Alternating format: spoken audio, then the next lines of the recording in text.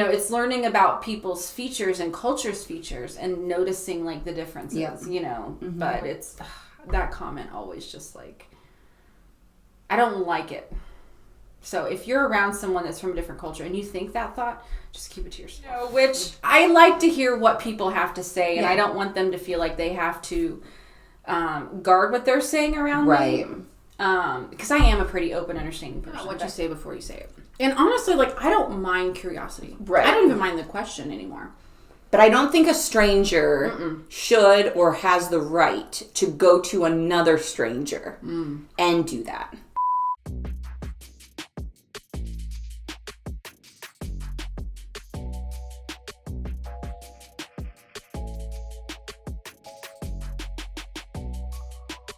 Hey, what's up, everyone? Welcome to the Half Korean Experience. Today, I have my best friend forever, my BFF for life. Yes. Desiree. No, it's Desiree. I call her Desiree. Or Des. You can call her Des, too. Mm-hmm. She is my best friend for 17 years. So we've known each other for a very long time. And, fun fact, and probably what you're going to be most interested in, she's married to my brother. Who is, okay, so you guys have met my younger brother, RJ, but you haven't yet met my older brother, Nick. So, she is married to my older brother, Nick, who is also half Korean. He's a babe. She thinks he's a babe. I'm just like, no, I'm kidding. He's aight, right? But, so she has Kiera. You guys have met Kiera. She's my editor, and she does reaction videos with me. She's my baby girl. That's her baby girl. So, now you see why. I think we just introduced her as being a quarter Korean.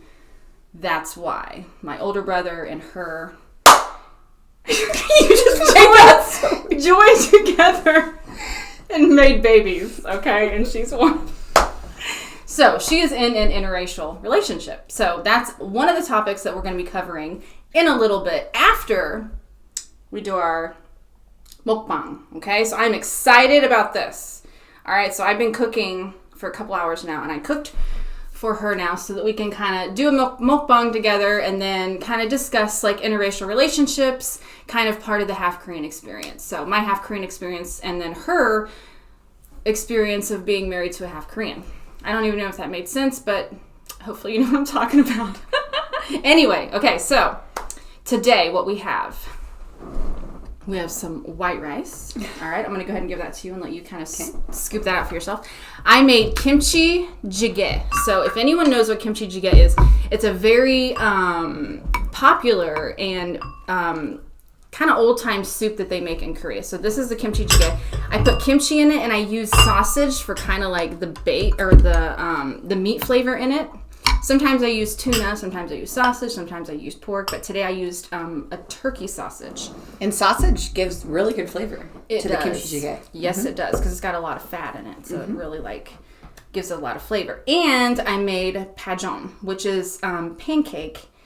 This is Korean pancake, and this is a seafood kind of onion pancake. I also like kimchi pancakes, which I don't know if you guys have had kimchi pancakes, but since we have kimchi jjigae, I wanted to kind of keep it something not so spicy and a different flavor. And we have some traditional Korean side dishes. We normally have these on like little plates and stuff if you go to like a restaurant, but we have radish kimchi. This is like a dried cuttlefish. I forget what it's called, but it's like a dried cuttlefish. This is anchovy. This is pickled radish. And then I have one of my favorites, and this is ganip, which is a perilla leaf. Okay, I did not make this. I bought this. So there you go. It's still in the container. All right, so there we go. All right, Des. We got some tea, too. Oh, yes. I made some Korean barley tea. Would you like some barley tea? Yes, I would. Can I serve you, please? Thank you. Okay. Ooh, I gotta get those out of the way. And when you eat this stuff, the room kind of gets a funky smell to it because of all the stuff. This is my least favorite. Is it? And I think it's because it's an acquired taste. I don't buy it at home, so we don't eat it that often. The radish kimchi is my ultimate favorite. I love it. I knew that. No. Thank you. And then I also brought a bottle of her favorite wine. She's not tasted this specific brand, but Cab Sauv is her favorite. So I brought some wine. I'll open that up. Yes, girl, please. So a funny little story or a little background to us is we actually met working at a restaurant. She was a seater and I was a server. A hostess. Sorry. I was the hostess with the mostest. Fat people. And so that's how we met. So we actually met before I met my husband or her brother. I was Cupid. I played Cupid. I shot them both with my arrow. And they fell in love. And that's been what? So we were friends for what, about 6 months to a year before I introduced you? Or was it before that? It was within 6 early, months. wasn't it? Yeah, it was probably within 6 months. Right, it was. And we kind of dated on and off at the beginning, but we never on and offed. Me and you. Yeah, we never on and off. We've stayed strong. Her and Nick have been very, up and in the beginning, up and down. But we were solid. We've been solid. Yes, solid. I had to. I was the shoulder to cry on. Okay, so now I want you to taste the foods, and I know I'm gonna the foods. Yeah, with an S. Plurals. So I want you to taste what I've made here, and then I want you to kind of give them ranking, just so they kind of get an idea of. You want me to do this? Yeah, my rating scale. Yeah, right there. So, what are we gonna taste first? Okay. All right, so let me serve you up some of the pajon, because this is. I wish it was piping hot, because right when it comes out of the oil, yeah, then it gets a crisp. It's crispy and delicious. So here you just kind of rip it up. I've never had the one with the seafood in it. Oh, that's right. Yay, good. Yeah, so good. Let's turn this around. Yeah, this will be what we need. Yeah. We know what we're going to be going for mostly, and it's going to be some of this, but mostly that. Yeah, there we go. I think that's better. You taste this tea too. I've never had barley tea. I do the corn tea. Oh, that's right. It's got the similar flavor. Can you taste it? Just real clean. Let me taste my pancakes. Oh, I need to give a thumb thing. Okay, yeah, you taste it. The crispy edge right here. Super good. Yeah.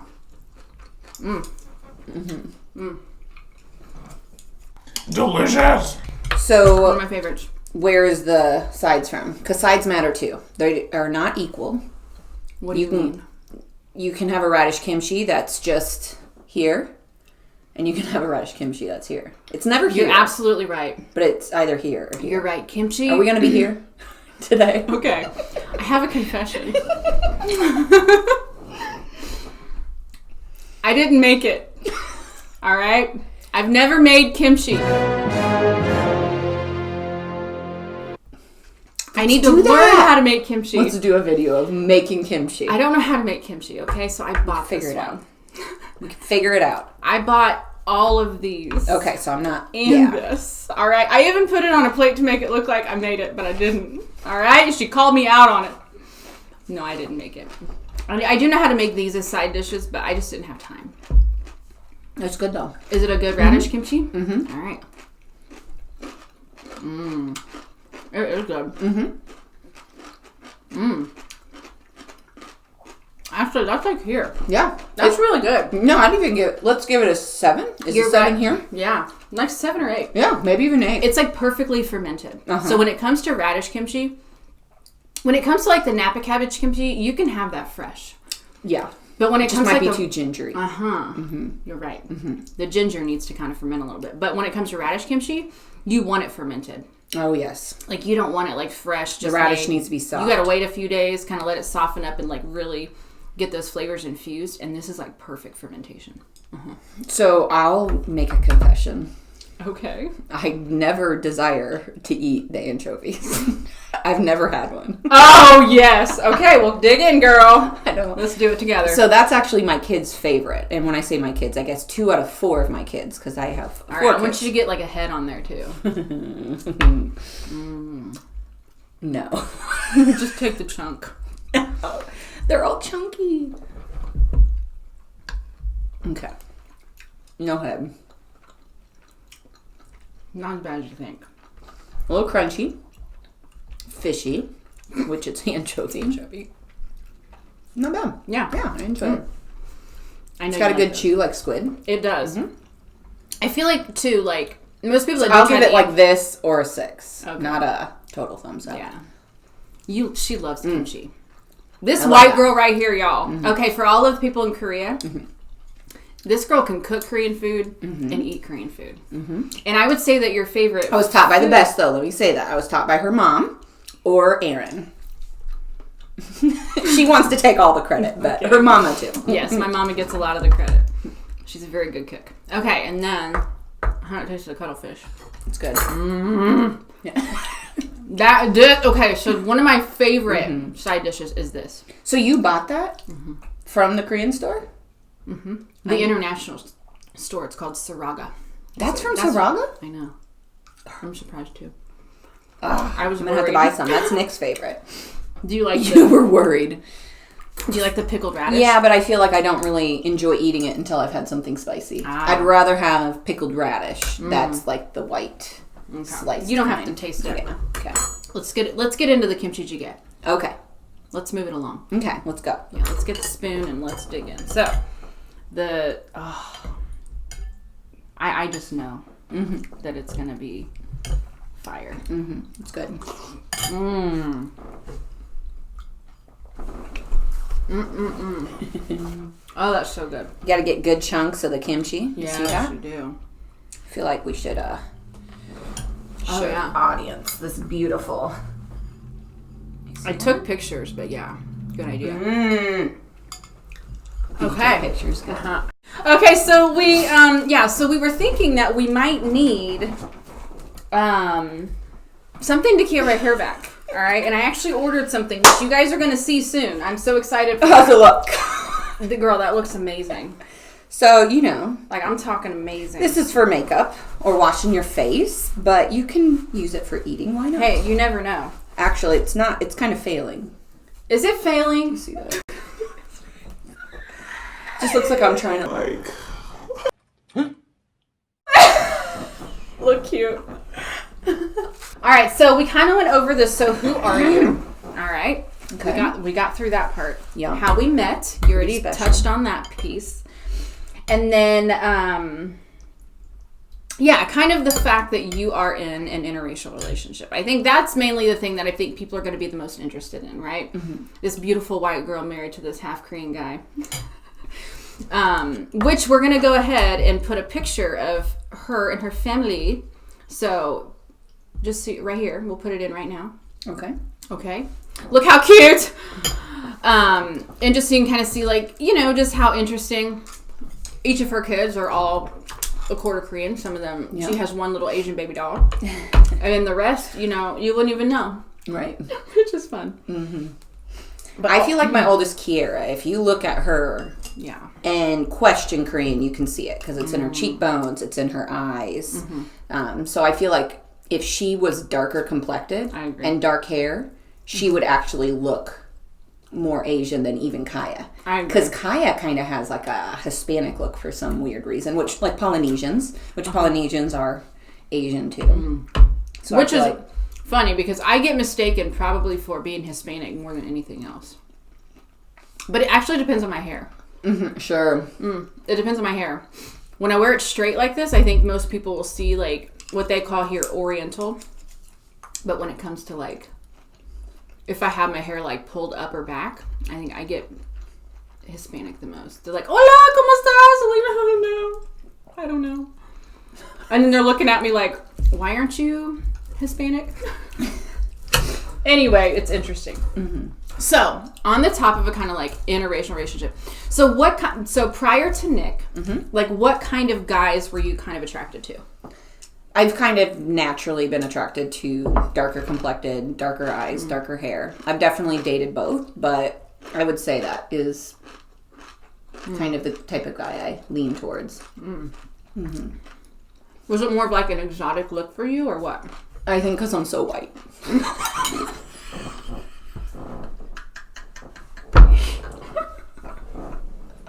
Look, what's opposite of this whiteness? Blue eyes, blonde hair, light skin. What can I give my children? She wanted a contrast. But honestly, it wasn't that deep. Like, I never thought that. But I think looking back, I think I was attracted to the opposite of me, if that makes sense. And then, honestly, the terminology interracial, I would have never, when I was younger, I would have never tied that in to me. Like, I remember I was at the playground playing with my kids, and I think it was Kaya, because she does look interracial. And she said, "Oh, you have an interracial baby. And I literally was like, "Yeah, I do." But I never thought of it before then. No joke. Wow. I didn't really look at race and be like, ooh, and try to like pick apart who somebody was just from the race. And I honestly kind of just very honestly, I'm more focused on if a baby was interracial, if it was black and white, because of how different that baby would be. But it's not a true statement. That was just my naivety of interracial relationships and children. Yeah. Have I ever told you that? Yeah. But you know what? Knowing you, I absolutely see that, because most people, I think, within the first few minutes of meeting me, you know, one of the questions is, you know, what are you?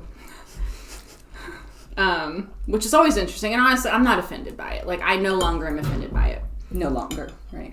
I would say my early 20s, though. Like, I kind of had a complex with it, because then, you know, you're trying to figure out who you are, and you just want to blend in, right? You don't want to stand out. But, you know, really, though, I just know people, it's curiosity. But I would agree, because you never really asked me that question. It just never mattered to you. And I think it just came out naturally, or, you know, everyone just knew. But, yeah, interesting. Yeah. I totally agree. I don't think you even look at race at all. Right. Okay, so what was your so kind of thinking of that along that lines, which is, you know, interesting in itself, because you just don't even look at it. Like, what kind of upbringing did you have that really, ooh, let's do this? Cheers. Oh, cheers. Just wait. Okay. Oh, Cabernet Sauvignon. That is my favorite wine. I smell the smoke. She's making fun of my wine glasses. So I am the most clumsy person you've ever met, okay? I'm probably worse than the God of Destruction, RM, which we're going to put a little picture of him right now. You're welcome. Probably worse. I've had a bunch of wine glasses, but they always end up broken. So these are absolute plastic. She's so upset. We're putting this wine in plastic. I'm sorry. Cheers. Did we already do that? Yeah, we did. Yeah, okay. This is our first drink. So good, girl. It's more berry forward than it's delicious. You're welcome. Oh, I need the glass too, so. Get ready. Okay, so kind of your upbringing and like what kind of influenced you to just not really even think about interracial dating, or, you know, I mean, I know your mom, but I'm going to pretend like I don't, but that kind of thing. So, you know, what kind of upbringing did you have? Did you guys ever talk about race, or kind of what was that like? I don't really feel like race was a conversation that was ever brought up. So, in what I mean by that, whether it was tolerance for racism or any other type of conversation about racism really wasn't brought up that often. If it was because something was on the TV. You know what I mean? So, I think it just naturally was everybody's equal. Yeah. You know, and we grew up in poverty. So growing up in poverty, you already kind of feel like a low man on the totem pole, which, like oppression, right? So I don't think it is viewed the same in poverty. Either it's extreme racism or it's extreme tolerance to race. I don't know if that's the right terminology. Into where they're like, they'll stick up for you and got you back. I agree. I didn't grow up in a super diverse community, but it wasn't completely white. So for anybody that's in Korea, in America, it's like can be very separate with race. If you live somewhere that's super in the city and there's more poverty, sadly, more blacks can be part of that community. So I feel like I didn't grow up in a community that was super diverse, but I definitely didn't grow up in a community that was like you. Yeah. Like white. Yeah. Where me and Nick were the only different kids in our school, and we were mixed race, half white, half Korean. So, but where we started working, so when we started working at Red Lobster too, though, I actually left my little country town and went to a bigger. I know. Go, girl. Just it's okay. You don't have to use it. I'm not good with chopsticks. It's okay. But she can eat she can eat. So that's all that matters. But we where we met, the town that we met in, where I started working at this restaurant. It was definitely more diverse. And honestly, that's why I started working there too. Oh, really? I wanted to work in that town. Because I wanted to be somewhere where I blended in. And I didn't like stand out and felt like I wouldn't. Because I was just a teenager. I was still in high school when we met. You were out of high school. But I went to her graduation. That's how long we've known each other. Yeah. So... But, I wanted to work somewhere outside of there just so I wouldn't get the same questions. And then I was younger, so I wasn't as confident in myself, and I really just wanted to blend in. And there I did. And there was a lot of different people, which was nice. So, yeah. Have you and Nick ever felt any obstacles when it came to your interracial dating? Like, either in your family or just in the... community itself, I guess is what I'm saying. I wouldn't say I've seen obstacles for my children. I wouldn't say I've seen obstacles for me and Nick, but I've seen obstacles for Nick. I have seen racism. Yeah. Okay. Like when we went to Mexico, he was stopped every checkpoint there was. Even on the way home. So we're about to board on the plane. He has a backpack. Everybody's getting in. He's ahead of me. He goes and they stop him. Wow. And by that point, he was so ticked off by it. And I was like, you just have to quiet down. Like, I mean, what? You're going to react and then you're going to look worse. Even though you're reacting because this person doesn't know you've been stopped every other checkpoint. Right? But that is definitely, he's being tracked because of the way he looks. Yeah. So I wouldn't say we've had obstacles in our relationship, but I've definitely seen racism differently because of being with him.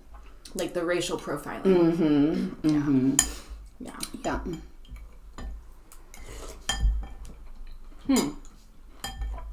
That is interesting. Because he even speaks English, like... Yeah. He's like a country accent. Yeah. So here in America, we even have accents here, which every country does, right? But like... Southern. Where we were raised, like Southern, like when you think about like Southern United States, right? So we were raised in the country. So the accent that we picked up on was a country type accent. And when I moved up to the city, I got rid of it. Sometimes it will rear its ugly head. But for the most part, people would make fun of me. So then I just tried not to talk like that. So I can be very conscious. Now I don't have to be as conscious not to say such country words. Sometimes I'll say y'all. But other than that, like I got rid of mine. But Nick is very thick. People look at him like, because how he looks, and then when he starts talking, it's just like, it kind of takes you feel like he should be wearing like a cowboy hat and cowboy boots, how he talks. It's hilarious. So, Pancake's my favorite. Girl. So good. This isn't something I make a lot. I've gotten better at them. So I make them more of it. Like, what's this green stuff in them? It's like, it's an onion. So it's kind of like onion, like chives. So it's chives, but you just cut it thicker. Yeah, this is my favorite pancake. Kimchi pancakes are just easier, and they require less work and... getting the shrimp and all that stuff out. So I normally make kimchi pancakes most, but this is my favorite. Oh, thank you. You're welcome. You love me. I do. So do you feel like you get a lot of attention in public? Like being in an interracial? Like, do you ever notice that? Like, I think I'm super naive. I don't think I watch for that. But I have noticed my husband, Nick, is more conscientious. He's more concerned about how people react and stuff, which he grew up that way, right? He grew up feeling judged or looked at. And I think because I haven't, I can be naive to it. I won't notice something that he notices. Okay. It has to be like up in my face for me to be like, wow, that was not okay. And not even like in a rude way. Okay. I would just say like... I think people are bolder than I would have ever expected. Okay. Yeah, that's what I'm talking about. Like, like people like getting a different kind of attention than the average American couple. Sure. Yeah. Or excuse me. You forgot. I'm sorry about that. No, like getting more attention than the average like American couple or family. Like, do you ever feel that way? Like people like kind of looking at in a curious way, not like a rude, but just like out of curiosity. I would say I feel like people are more verbal about Just what verbal. they see different in us. You wouldn't notice the nonverbals. That's what I'm saying. That's true. I'm more naive She to it. But like when we had our third child, she was born and looked very different than our first two. Our first two came out kind of looking light-skinned, a little hue of red in their hair. They both have blue eyes. And which is funny because I remember when Kira was born, she was over a year old, and your mom was like, "When are her eyes going to turn brown?" Like, I don't think they're gonna. I would have thought they would have turned brown too, right? But I think we all did. We all thought it would take over. And so we thought we were going to have children that kind of look like that because they look pretty similar as babies. And then Micaiah was born, and she looked very different. And I can't even tell you how many times I was asked where I adopted her from. Wow. Not just if I adopted. Like, they looked at her and didn't think she could be mine. Wow. Yeah. And that's a pretty bold statement. One, where is it your right to be asking me something so personal, right? And I think some people are very proud of adoption, so they just think they can easily ask something like that. But she was fully mine. I never took offense to it, but I could understand why somebody would take offense to it. Like, truly, though, if someone was adopted, I don't even know if I would even ask that question. It's pretty, that I feel like it's a very disrespectful question. Yeah. To so boldly, because one, I feel like when you do adopt, I think you can shine the difference of that child, right? But I feel like they should get to choose that. Not the people that are staring at them. Yeah. I feel like you see how often you're stared at when you hear questions like that. So I could understand why you and Nick grew up kind of, not with a chip on your shoulder, but in some sort of the statement you did. Because it's like you almost feel judged for nothing you did in your life except the way you look. Yeah. You know, and I used to get picked on for being white. But what I mean is like super pasty. Like I'm not, you know, like translucent. Yes, there we go. Yeah. See, bully. Hey, no. Hey, Koreans, they want that translucent look. Okay. Me, I'm just a little tan and a lot of freckles. Yeah. But yeah. Okay, I see what you mean. But I would agree with that because if she was adopted, and for them to say that right then and there, what if she didn't know? Yeah. Like, people think about that, really. Yeah. You know? Yeah. Think about what you say before you say it. And honestly, like, I don't mind curiosity. Right. I don't even mind the question anymore. But I don't think a stranger should or has the right to go to another stranger and do that. Even if she's okay with it, it's not okay. Like, if I'm in, like, a social setting, and, like, I have to be around people, like, you're getting to know people. I definitely don't mind it. You know, where I would work, I would have a lot of patience, and I don't even mind them asking me. Sure. And they're getting to know you, right? It's not, it's getting you're at to a know Starbucks, and you're like, oh, let me ask something very personal, right? You're sitting with them, you're getting to know them, and I get that. There's a difference right there. But to talk about your child, I think that's where the line is drawn. You know what I mean? An adult to an adult, I feel like, okay, like, whatever. If you're curious, ask me, I'll tell you. But I feel like, because I know there's that and you even see it, I think Nick, too, he's so self-aware of people because we are self-aware of people because we've been dealing with it all of our life to where you feel people watching you. You know, here in America and when I go to Korea, it's like, you know, you just feel the eyes. And it's always been that way. And you know people are curious about you. And it's really, like, I really am, you know, I have no qualms about it anymore. But, like, you know, I do understand where if someone is curious, I would rather them, I think, just ask me than just, like, keep staring. If that makes sense. Both are rude. You know what I mean? Or, like, you don't have to have a tolerance. Or, like, talk about me. Like, oh, you know, like, and asking, I don't know. It's, I've had many wild and crazy and different experiences, which I will share more in my Half Korean Experience story, which I'm still putting together, but I just want to make sure that it's right. So that's why Desiree is sharing her story first. And you don't even know who she is yet, but you will get to know her because me and her have a lot of plans together. So I'm very excited about those. So we're going to be doing a lot of Korean things that you can do here in America together and vlogging that. And I'm so excited about some of those things. Anyway, I can't wait. But like I said, COVID's putting a damper on things. So we're just waiting. We are waiting. So what are the common questions that you get asked when people find out you're in a... Do you ever have common questions that people ask you when they find out you're in an interracial relationship? Whether it's your family, your friends, acquaintances, strangers. I know. I get it more from strangers. That's the crazy thing. I think because I met her first, I met you first, we have a lot of the same circle. Yeah, we do. So because of that, I feel like your story almost tells my story, if that makes sense. Okay. In the sense of, like, people I work with, normally I say something before they have to ask, if that makes sense. Okay. You know, so if I'm showing a picture of my family, I explain my husband is half Korean. I'm proud of that. Yeah. That is not something that I am ashamed of. It's not so it's a part of our story. So it's just like we have 4 children. My husband is half Korean. I'm a mutt, so I don't say what I am. I have some Norwegian in me, so I'm not necessarily proud, and I don't say I'm Norwegian. My husband's Korean. You should. I'm Norwegian, Irish, English, right? And I know I'd have to say like 10 different things. Every white person, you know, they're like, if they know their ancestry, it's so cute. Which my white side is the same, you know, because like English. My grandparents are actually German. So my dad is like half German. Oh my gosh, she's a quarter German. Girl, I'm a quarter German. Anyway, I don't even know. I just say my white. I call it white. I've never even told people that I'm like a quarter German.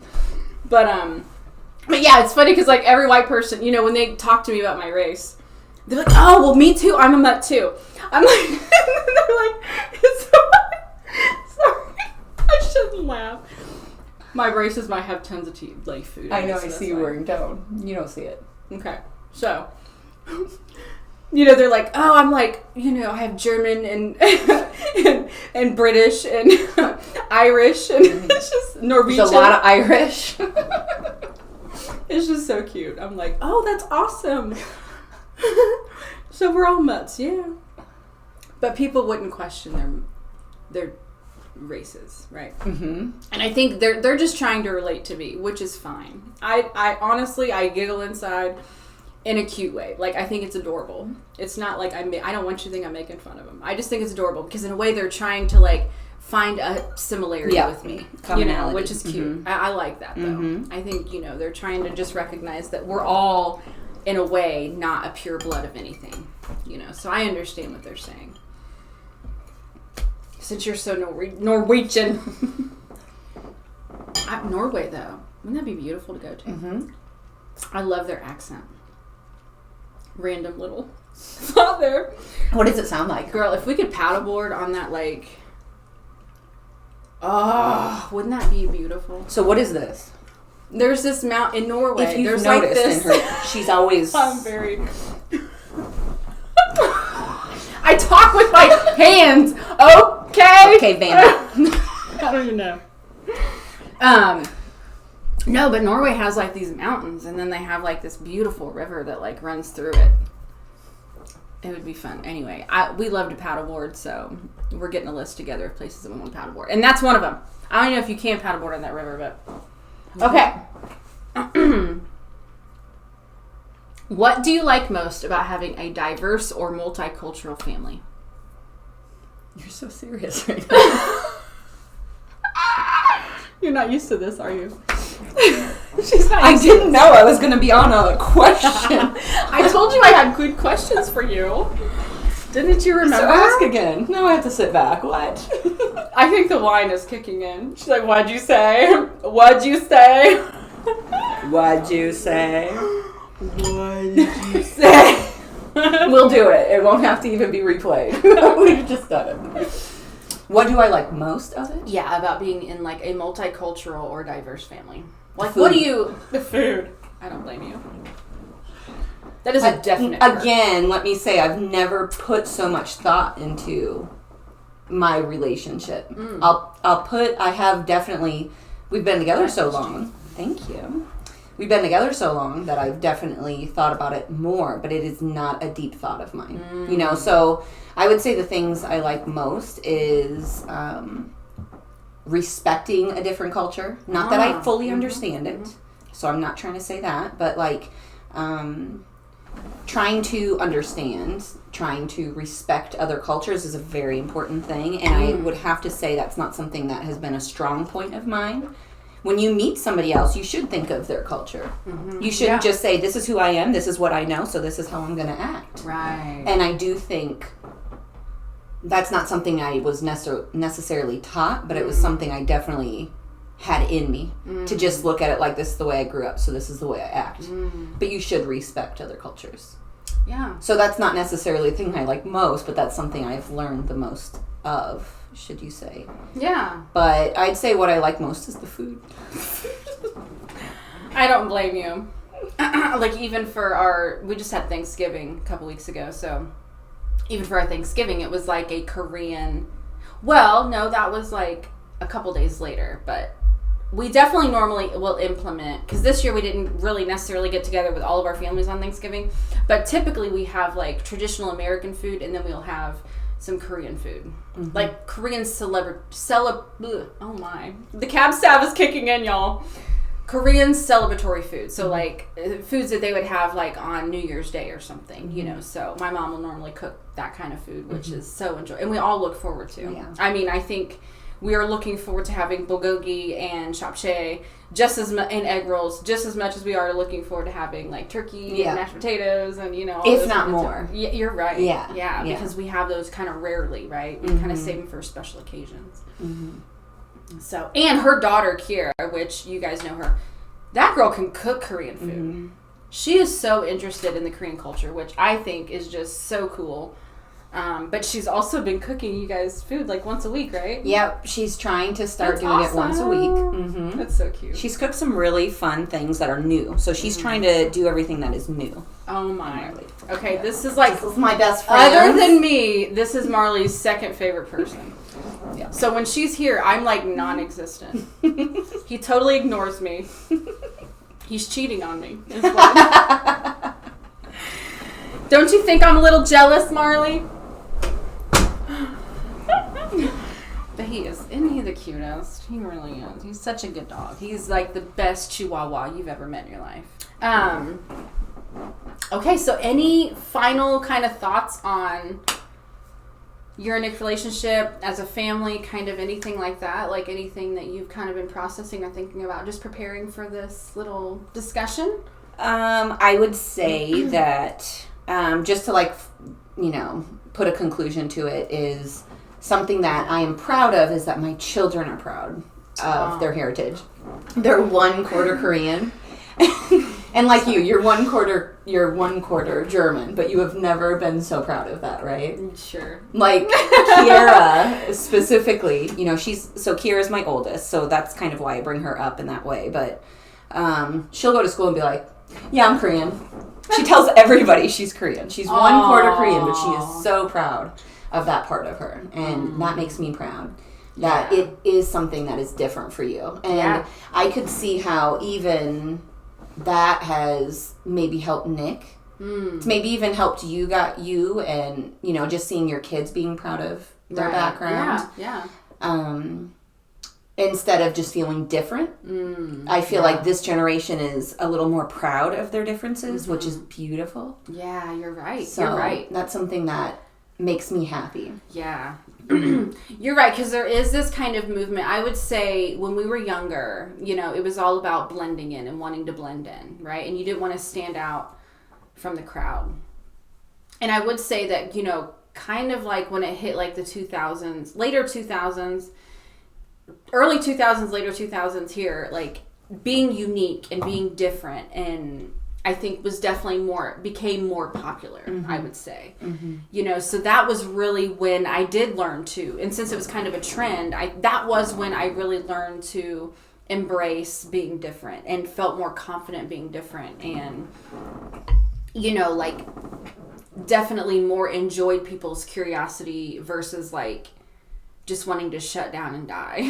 Finding pride in it versus humility. Yes, because before, like, I didn't want, I know people notice I can't hide that I'm different, but, I wouldn't want those questions. I would immediately, like, give the shortest answer and shut it down, but I am so glad that is a part of today's culture, that being unique is better because, right, like, your kids, like, they want to say what's unique about them, right? Yes. That's so cool, that is kind of where our society is today, but I like that. And, I know even in Korea, I know things are even changing versus when I went there when I was younger and then when I went there when I was an adult, kind of the way that I was not treated. I was never treated badly, but just the way society viewed, half Koreans or Hunyos, so and just the difference even there, which I know that now, half Koreans are embraced there and they're seen as beautiful.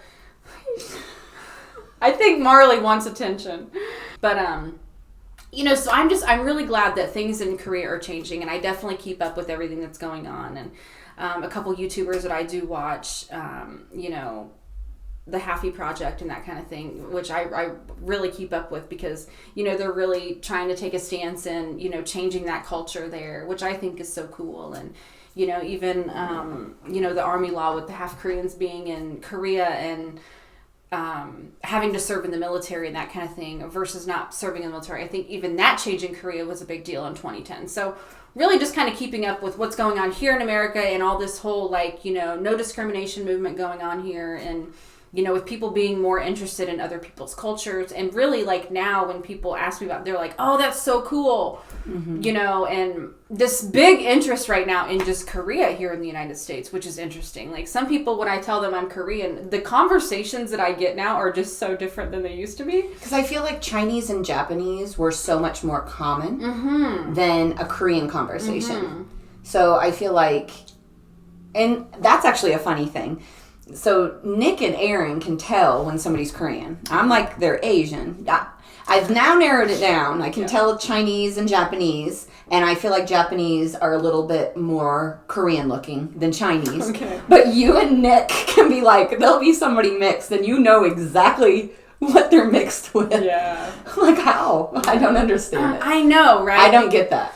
It's all about features. Nick will be like, I knew that. I'm like, what? How did you know that? It's a little bit about features. I think the features can be harder to tell. But really, it's language. Because I think Koreans, they can look so different that people don't recognize. And I think people now, with this whole K-pop, K-drama, intrusion, not intrusion, but, like how it's becoming very popular here in America, I think people are realizing that, no, not all Asians look alike, which that comment to me always made me cringe. Sure. When I hear people say, they all just look alike. I'm like, no, they don't. It's like saying all black people look alike. No, they don't. All white people look alike. No, they don't. It's because you're not all used Mexicans to seeing look them. alike. No, they don't. Yeah. It's like, it's learning about people's features and culture's features and noticing, like, the differences, But there's definitely common traits and things that people have, but it's that comment always just like, I don't like it. So if you're around someone that's from a different culture and you think that thought, just keep it to yourself. Yeah. Don't say it out loud. Or educate yourself. Educate yourself. Thank you. And granted, when I hear it, I don't say anything and I probably don't react, but just inside, I'm like, ugh. But maybe that's a good challenge for you. Educate them. That's true. I could educate. Yeah. Say, just so you know, that sounds really disrespectful. I know that's not. I'm more bold. I know. I say this is what I think. It's like, no. Let me educate you. Right. I'm like, how about you just tell them? Yeah. Which I like to hear what people have to say, and I don't want them to feel like they have to guard what they're saying around me. Right. Because I am a pretty open, understanding person, but I don't want them to feel guarded or worried they're going to offend me either. Because it's not really and I don't even know, this word sounds harsh, but it's not. Ignorance, right? It's this that they don't know. We all have ignorance, right? I do too. Mm-hmm. I have plenty of ignorances, so I know that that's really what it is. Yeah. So I don't get too offended by it. Yeah. So, but anyways, good thoughts. Yeah. I think, you're right. And I know that your children right now, they're so interested in this Korean culture, which is so cool. And we're actually planning on taking a trip to Korea with Kiara soon. I'm going to be going too, but I'm super excited by, the interest in Korea right now and this kind of movement going on here. And now when I say Korea, people are like, oh my gosh, like now people know more about Korea. Yeah. Right? And I think that is something that's super cool and interesting. And or sometimes they'll even look at me and be like, K-pop, right? Like as soon as they find K-pop, I'm like, yeah. K-beauty is a big one too. K-beauty, K-beauty. Their product, or BTS. I hear BTS a lot. Or, it's interesting what people will say. And that's how I actually figured out BTS, because people kept talking about BTS. I'm like, who are this Korean BTS band, so... but it's interesting now, the conversations that we get here, which is pretty cool, so anyway, I'm putting Marley to sleep, so maybe we should shut this down. So stay tuned. This was our mukbang, so thank you for joining us for that. We're getting ready to do a best friends quiz, and then with that there's going to be a penalty. All right, so please stay tuned. It's going to be a lot of fun. You're going to get a lot of laughs. So we're going to clean this mess up, then we're going to get to those things, all right? Bye, everyone. So thank you so much for watching the Half Korean Experience, all right? So peace out. You got to do this. You go peace out, and then you go bye. Bye.